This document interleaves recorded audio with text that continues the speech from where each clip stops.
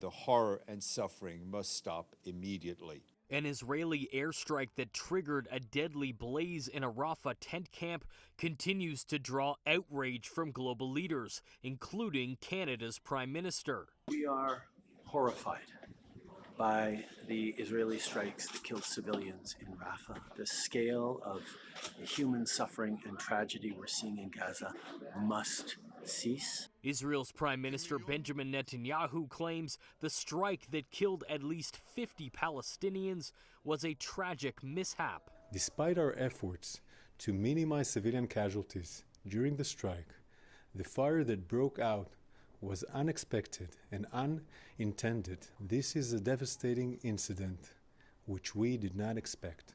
UN officials casting doubt on Israel's claims as the relentless onslaught on Gaza continues. We heard this called a tragic mishap, a mistake. I guess the question is, what then to call the ferocious attacks that have killed thousands and thousands of children? How do we describe the actions that have pushed an entire population to starvation? How many more mistakes is the world going to tolerate?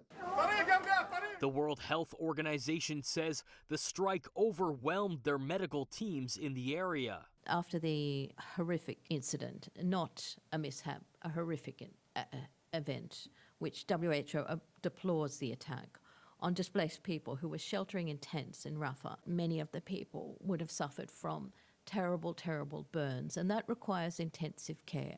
That requires electricity. That requires high-level medical services. Officials in Washington say they're closely monitoring an Israeli probe into the incident. We've been very clear. Of course, Israel should not carry out strikes in the designated safer areas where they have told people to move. They say that's not what happened here. They're going to conduct a full investigation. We're going to wait the outcome of that investigation before passing judgment, as I think is fully appropriate to do. Tuesday afternoon, the Pentagon said it could not confirm if the bomb used on Rafah was provided by the U.S. Brandon Choghri, City News.